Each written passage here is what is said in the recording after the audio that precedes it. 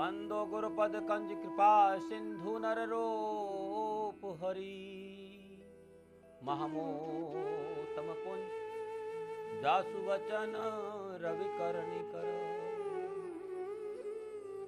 नीलांजन समाभाषम रविपुत्रम यमाग्रजं छायमार्तन शंभुतम तम नमामि शनेश्वरम्।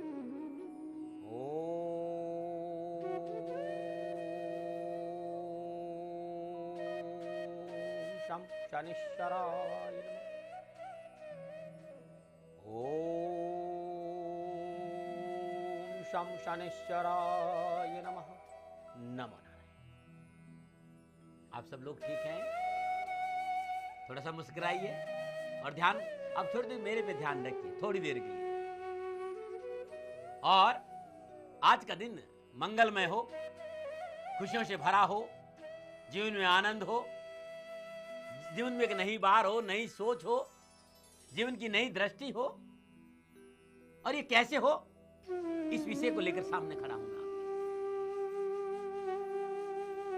और ये मेरी जीवन भर की तपस्या है। बहुत ही भावों से आता हूं मैं, आप अच्छी तरह जानते हैं कि कुछ नहीं बचाता, कुछ भी नहीं बचाता, जो है उड़ेलने का प्रयास करता हूं। लेकिन एक बात जरूर कहना हूं कि एक साधारण सा मानव हूं, मानवीय गुण है, भूल हो जाए तो क्षमा करना। क्योंकि मैं सिद्ध साधक, बहुत बड़ा सन्यासी नहीं, बहुत बड़ा ब्रह्मचारी नहीं, मानव हूं, मानवीय गुण है, मेरे अंदर भी अवगुण है।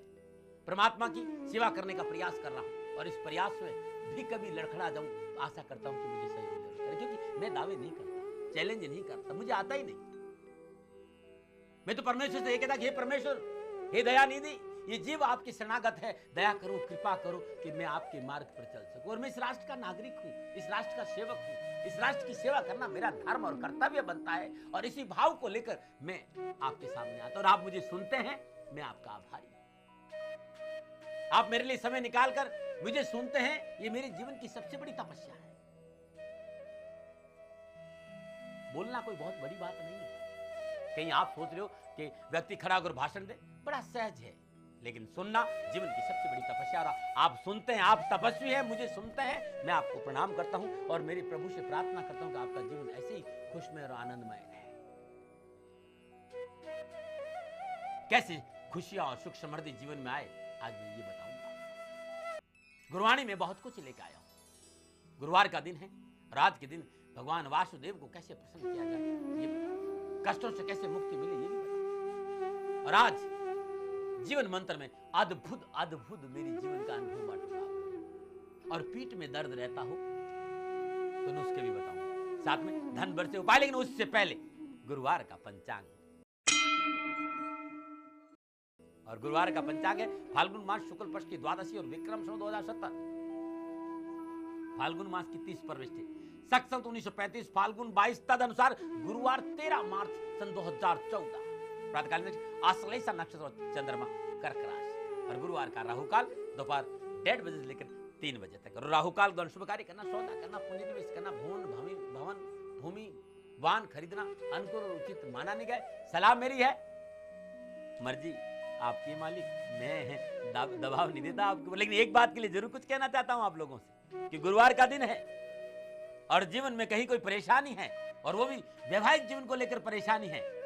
इस फकीर की ये बात जरूर मान लेना कि इस राहुकाल में, गुरुवार के राहुकाल में 1:30 बजे लेकर 3 बजे के बीच में यदि आप श्रद्धानुसार चने की दाल गाय को अपने हाथ से खिलाते हैं और घर में घी का दीपक जलाकर ओम ग्राम ग्रीम ग्राम श गुरुवे नमः बृहस्पति के बीज मंत्र का जाप करते हैं तो जीवन में वैवाहिक परेशानियों का हल आपको जरूर मिल जाएगा। नमो नारायण। बात करते हैं गुरुवार की यात्रा की। आज उत्तर दिशा की यात्रा कारोबार की दृष्टिकोण से शुभ मानेगी। गुरुवार के दिन उत्तर दिशा की यात्रा करते तो बड़ा लाभकारी रहेगा। लेकिन क्योंकि जमाना बड़ा बदल गया है, मैं तो आपसे कहता हूं किसी दिशा में यात्रा करिए, मैं मना नहीं करता। लेकिन गुरुवार के दिन जीरा चबाते हुए यात्रा पे निकल जाएगा, यात्रा बड़ी मंगलमय रहेगी, ये मैं जरूर कहता हूं। नमो नारायण। तो बात करते हैं जिनका आज जन्मदिन है या जिनकी शादी की सालगिरह उनकी। तो आज जिनका आज जन्मदिन है या जिनकी शादी की सालगिरह, उन दोनों को मेरी ओर से हार्दिक शुभकामनाएं। ये फकीर आनंद और परमानंद की आशा करता है आपके जीवन की। ये फकीर आपको आशीर्वाद देता है कि आप सदा मुस्कुराते रहें। और 13 मार्च आपका जन्मदिन है या शादी की सालगिरह, जीवन में कहीं परेशानी है तो 43 शनिवार तक उड़द के आटे की गोलियां बनाकर जहां मछलियां वहां डाल दीजिएगा। सारी विघ्न, सारी परेशानी, सारी दर्द से छुटकारा मिल जाएगा। न बनाए। अब बात करते हैं जीवन में। कई बार लोग मुझसे कहते हैं कि दादी महाराज आप हाथ जोड़कर तुरंत क्षमा मांगते। मैं ये कहता हूं कि ये मानव का सबसे बड़ा कर्तव्य है कि क्षमा मांगे, क्योंकि गलती कैसे नहीं हो सकती, ऐसे कैसे हो सकता है गलती नहीं? जो मनुष्य जीवन में है उसे गलती जरूर होगी। आप क्या समझते? मैं झूठ नहीं बोलता, कोशिश करता हूं कम से कम बोलूं। झूठ सभी बोलते हैं, तो स्वीकार करना बहुत जरूरी, स्वीकार करना बहुत जरूरी। झूठ बोलता हूं लेकिन कोशिश करता हूं कि कम से कम झूठ निकले।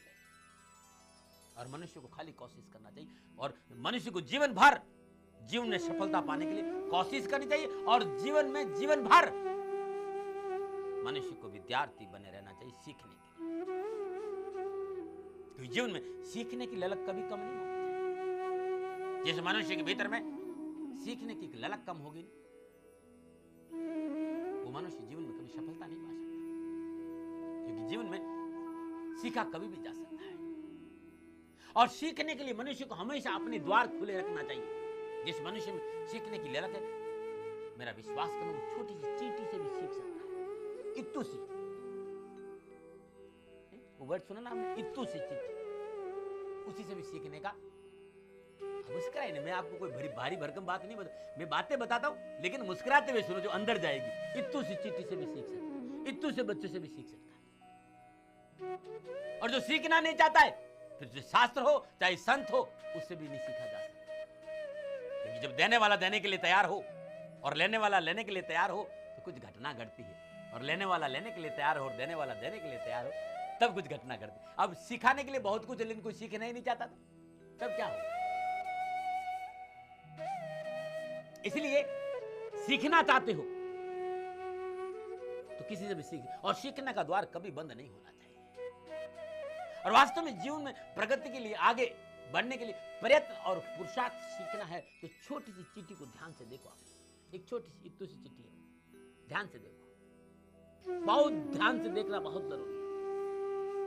छोटी चींटी अपने वजन से 10 गुना वजन लेकर न जाने कितनी बार चढ़ती है और कितनी बार चढ़ती है, गिरती है, चढ़ती है, गिरती है, लेकिन अपना प्रयत्न बंद नहीं करती, फिर कोशिश करती और सफल हो जाती है। इन संसार में जिन्होंने भी सफलता पाई है, वो संघर्ष से पाई है, और सफलता पाए लोगों का इतिहास उठाकर देखें कि कितना उन्होंने संघर्ष किया है। इसलिए मैं चाहता हूं कि हृदय हमेशा खुला रहना चाहिए सीखने के लिए। ये यार यही विषय लेके आया हूं, यही विषय लेके आता हूं। आप सुन रहे हो ना मेरे को? समय हो गया है, क्योंकि समय का बड़ा पाबंद हूं मैं, समय का ध्यान रखता हूं। समय हो गया आप लोगों का, और जब समय हो जाएगा तो अभी मेरे जो आगे खड़े रहते, बोले दाती महाराज समय अंगुली हिलाते, मेरे को अंगुली दिखाते रहते। मुझे भी लोग अंगुली दिखाने वाले, ऐसा नहीं मुझे अंगुली नहीं दिखाते लोग, मुझे भी अंगुली, और मैं अंगुली दिखाने वालों को बहुत अच्छा मानता हूं, जिससे कि मैं सही राह पे चलूं, समय का पाबंद रहूं। भगवान श्री हरि को प्रसन्न करने का विशेष मंत्र लेकर आया। श्री हरि विष्णु को ही कहते हैं, श्री हरि वासुदेव को ही कहते हैं, श्री हरि नारायण को ही कहते हैं। आज के दिन भगवान विष्णु की पूजा और आराधना करें, और आज के दिन नित्य कर्म से स्नान उपरांत भीगे वस्त्रों में तुलसी की 11 परिक्रमा करें। तत्पश्चात शुद्ध वस्त्र धारण करके शुद्ध आसन पर बैठकर ओम नमो भगवते वासुदेवाय नमः इस मंत्र की 11 माला जाप करें। हर परेशानियों से छुटकारा मिलेगा। ये अद्भुत अद्भुत अद्भुत है।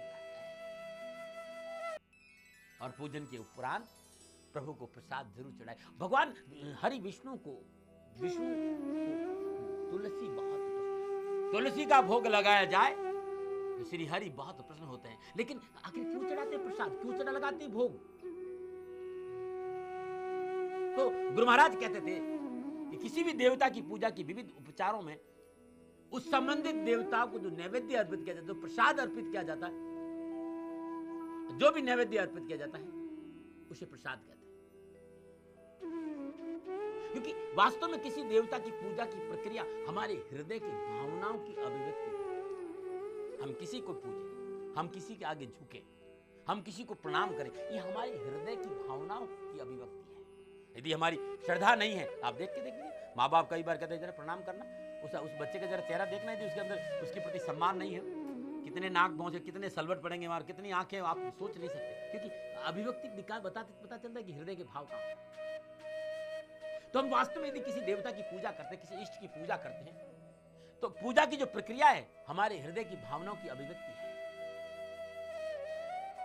और यही वजह है कि जिस प्रकार विशिष्ट अतिथि का स्वागत सत्कार करने के लिए आसन जल हम देते हैं, अर्पित करते हैं, इसी प्रकार हम किसी देवता की पूजा भी और किसी अतिथि के सत्कार का अति विशिष्ट भाग उसे भोजन कराना होता है। क्योंकि जब अतिथि घर आता है और उसको भोजन करा देते तो अतिथि संतुष्ट हो जाता है, प्रसन्न हो जाता है, और जब प्रसन्न हो जाता है तो वो अतिथि का आशीर्वाद प्राप्त हो जाता है। पूजा पाठ में जिस देवता का हम आह्वान करते हैं, पूजा का मतलब आह्वान किया, पुकारा। अब जिस किसी को पुकार कर हम उसको आसन नहीं दे, तो किसी को बुलाकर हम पानी तक नहीं पूछे, तो किसी को बुलाकर हम भोजन के लिए नहीं पूछे, तो इसको अशिष्टता कहते हैं, व्यवहारिक नहीं कहते। तो जिस पूजा पाठ में जिस देवता का हम आह्वान करते हैं, उसे संतुष्ट करना चाहते हैं, उसे उसी प्रकार नैवेद्य अर्पित किया जाता है, उसके विधान भी बने हुए। जो देवता है जिसकी हम पूजा करें, तो दूध, शक्कर, सूजी का मीठा पदार्थ, पेड़े, मोदक, अलग अलग ऋतुफल अलग अलग अर्पित किया जाता है। उसके बाद पूजा के अंत में निमंत्रित लोगों में उस नैवेद्य के प्रसाद में वितरित किया जाता है। और जो व्यक्तिगत नित्य पूजा के प्रसाद के अतिरिक्त अन्य नैमित्तिक पूजा का प्रसाद अपने आप नहीं लिया जाता है। जब कोई दूसरा व्यक्ति प्रसाद दे तभी ग्रहण करना चाहिए। पूजा का प्रसाद कोई सदगुरु दे, कोई संत दे, कोई सज्जन पुरुष दे, उसको ग्रहण करना चाहिए। और हमेशा प्रसाद जब ले तो हाथ धोकर लेना चाहिए। और पूजा के प्रसाद ग्रहण के बाद इस बात का विशेष ध्यान दें कि भावना हमारी अच्छी हो। और जब प्रसाद ग्रहण करते समय भावना ये रहनी चाहिए कि अनेकों जन्मों के अपराध व अशुभ कर्मों का फल संबंधित देवता का प्रसाद ग्रहण करने से दूर हो जाता है। जिसका भी प्रसाद हम मिले, उस प्रभु का प्रसाद हम स्वीकार करेंगे तो हमारे जीवन के सारे पाप, सारे विघ्न, सारे दर्द, सारी समस्या का समाधान, इस भाव को रखते हुए हमें प्रसाद लेना चाहिए। हमारे अंदर ये भाव होना है कि मेरी सारी मनोकामनाएं पूरी हो और सिद्धि का आशीर्वाद मिले, मैं प्रभु का प्रसाद ग्रहण कराऊं। ये है प्रसाद का महत्व, इसलिए प्रसाद चढ़ाया जाता है। अलग अलग है, गणेश जी को मोदक चढ़ाते हैं, हाँ, विष्णु जी को तुलसी दल बहुत पसंद है, पंजीरी बहुत पसंद है, अलग अलग देवता को अलग अलग प्रसाद है। लेकिन महत्वपूर्ण प्रसाद है आपका हृदय के भाव, आपकी श्रद्धा। इस बात का ध्यान रखें। नमो नारायण कहने के लिए मेरी बात बहुत कुछ है। और बात करते हैं गुरुवार के सुझाव की। अद्भुत बात कहना चाहता हूं। वे माँ बाप जो अपनी संतान को लेकर बहुत परेशान, कि उनकी संतान हमेशा विचलित रहती है। गुरुवार का सुझाव बता रहा हूं, बड़े ध्यान से सुन। जो माँ बाप अपनी संतान को लेकर परेशान रहती है हमेशा, कि उनकी संतान उनकी बात नहीं मानती, उनकी संतान स्थिर नहीं है, थोड़ी सी आक्रामक हो गई है, उनकी संतान को सफलता नहीं मिल रही है, या संतान के किसी विषय को लेकर माता पिता चिंतित है, उन माता पिता को लिए बात कहना चाहता हूं। आज गुरुवार के दिन, आज के दिन नित्य कर्म से स्नान उपरांत बरगद के वृक्ष की जड़ में मीठा दूध अर्पित करें, वहां चंदन की धूप जलाए और प्रार्थना करें, आपकी संतान को सुख जरूर मिलेगा, आपकी संतान संबंधी परेशानी का निवारण जरूर होगा। नमूना और बात करते हैं अद्भुत देसी नुस्खों की। यदि पीठ में दर्द है तो लहसुन की छिली हुई 1 किलो कली कुचल दे अच्छी तरह, 250 ग्राम से अधिक 250 ग्राम या फिर 500 ग्राम उसमें मिश्री मिला दीजिए, 150 ग्राम लौंग मिला दीजिए, 50 ग्राम सौंठ मिला दीजिए, अजवाइन 50 ग्राम मिल लीजिए, पीपरा मूल 50 ग्राम और इलायची 50 ग्राम। एक बात और सुन लीजिए, लहसुन की छिली हुई कलियां 1 किलो कुचल दे, 250 ग्राम या 500 ग्राम दोनों में से एक उसमें मिश्री डाल दे, 150 ग्राम लौंग डाल दे, 50 ग्राम सौंठ डाल दे, 50 ग्राम अजवाइन डाल दे, 50 ग्राम पीपरा मूल मिला दे और 50 ग्राम इलायची। इन सब को लेकर कपड़ छान कर चूर्ण बना 5 किलो दूध में इसको धीरे धीरे धीरे धीरे धीरे धीरे इसको ओटे मतलब धीरे धीरे हल्की आंच पर इसको पकाए और खोआ तैयार करें। और उसके लड्डू बना। कुछ दिन इन लड्डुओं को सेवन करके कैसे भी पीठ दर्द होगा ना, छुटकारा मिल जाए। ये मेरा अपनाया हुआ है नमूना है। और यदि पीठ दर्द वायु या वात रोग की वजह से है, पीठ दर्द यदि वात रोग की वजह से है, तो फिर वायु मुद्रा से बड़ा कोई उपाय मैंने नहीं देगा। ये जो पहली उंगली ना अंगूठे के जड़ में लगा दीजिए, और ये है वायु मुद्रा। वात रोग की वजह से पीठ दर्द है तो वायु मुद्रा का अभ्यास हर रोज 48 मिनट करिए, पीठ दर्द नहीं होगा। नमोना। और अब बात करते हैं धन वर्ष।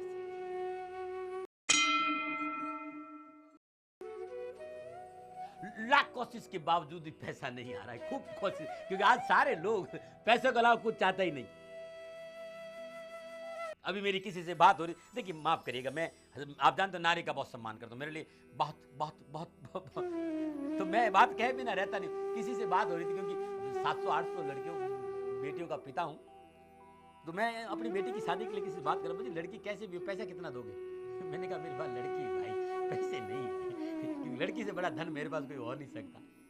समझाया मैंने उसे, मैंने कहा विश्वास कर, धन दे दूंगा, लेकिन यदि कन्या सुशिक्षित नहीं मिली ना तो फिर क्या होगा? इस संसार में लड़की एक अपार धन है, क्योंकि संसार बसाती है आपका। क्या करोगे धन का जब तुम्हारा वंश ही नहीं रहेगा? वंश को बढ़ाने का काम लड़की करती है। तो आज दुनिया में धन नामी ये भूत ऐसा सवार हो गया है कि पूछो। और मुझे भी कहा गया है, मुझे स्पेशली कहा जाता है रोज, हमारे जो प्रोड्यूसर महोदय वो कहते दाती महाराज धन के बारे में जरूर बात करें, इसलिए मुझे आज्ञा का पालन करना बहुत है। धन कैसे बरसे? धन वैसे कर्मों से मिलता है, आ भी जाएगा तो रुकता नहीं यदि कर्म ठीक नहीं हुए। तो यदि धन की कोई प्रॉब्लम है तो अद्भुत टोटका है मेरा, ये टोटका कभी खाली नहीं गया। किसी भी गुरु पुष्य नक्षत्र के दिन प्रातःकाल नित्य कर्म से निवृत्त स्नान उपरांत शुद्ध श्वेत वस्त्र धारण करे और कहीं से शंख पुष्प की जड़ लेकर आ जाए, अपने घर लेकर आइए, पंचोपचार पूजन करिए, गंगा जल से पवित्र कर दीजिए, शुद्ध आसन दे दीजिए, पुनः एक बार पंचोपचार पूजन करें, हल्दी कुमकुम केसर का तिलक करें, तब घी का दीपक जले, ओम श्रीम नमः 11 माला जाप कर दे। इस जड़ को पीले कपड़े में लपेट के अपनी तिजोरी में रख दे। हर रोज धूप दिखाए, दीप दिखाए, धन संबंधी परेशानियों का निवारण जरूर होगा। ये मेरा अनुभव है, क्योंकि मैंने इस उपाय को कई बार किया है। नमन है। प्रभु आपका कल्याण करे, भगवान शनिदेव आपकी रक्षा करे और जीवन सदा खुशियों से भरा रहे, यही प्रभु से मेरी प्रार्थना है, यही कामना है। गुरुवाणी में आज इतना है, लेकिन एक बात कहना चाहता हूं, जो कुछ भी मैंने बोला है अद्भुत टोटके में बताता हूं, अद्भुत नुस्खे, ये सारे नुस्खे www.shanidham.in पे आपको मिल जाएंगे। अद्भुत नुस्खे, अद्भुत टोटके। मेरी फेसबुक है श्री शनिधाम, शनि शत्रु नहीं मित्र है मेरी फेसबुक, और मेरी वेबसाइट पे जाइए, बहुत कुछ मिलेगा। घर बैठे आप इन मेरे टोटकों के साहित्य को, दाती उपाय खंड भाग 1 से लेकर 12 तक है, और अद्भुत देसी नुस्खे भाग 1 से लेकर 4 तक है। घर बैठे मंगाना चाहते हो, शनि उपासना क्यों और कैसे, भावों में शनि, 7.5 शनि समग्र दर्शन, कुछ भी जो कुछ बहुत लिखा है, 112 किताब है, साहित्य को मंगाना चाहते हैं, या घर बैठे आप दाती गुरु मंत्र जन्म कुंडली बनाना चाहते हैं, क्योंकि मैं मिल नहीं पाता हूं, और इस समय चैनल के दर्शकों को इतने मेल आती है कि पूछो मत, कि दाती महाराज ये जवाब, मेरी आपकी संपूर्ण समस्याओं का समाधान ये ज्योतिषी विश्लेषण दाती गुरु मंत्र जन्म कुंडली। आप घर बैठे दाती गुरु मंत्र जन्म कुंडली मंगाइए, 9910692001 9910692001 इस नंबर संपर्क करके। गुरुवाणी में आज इतना ही, कल गुरुवाणी में मिलेंगे और जानेंगे माता लक्ष्मी को प्रसन्न करने का उपाय क्या है, जीवन मंत्र, सुझाव, देसी नुस्खे और धन वर्ष उपाय। लेकिन आज इतना ही। नमो नारायण।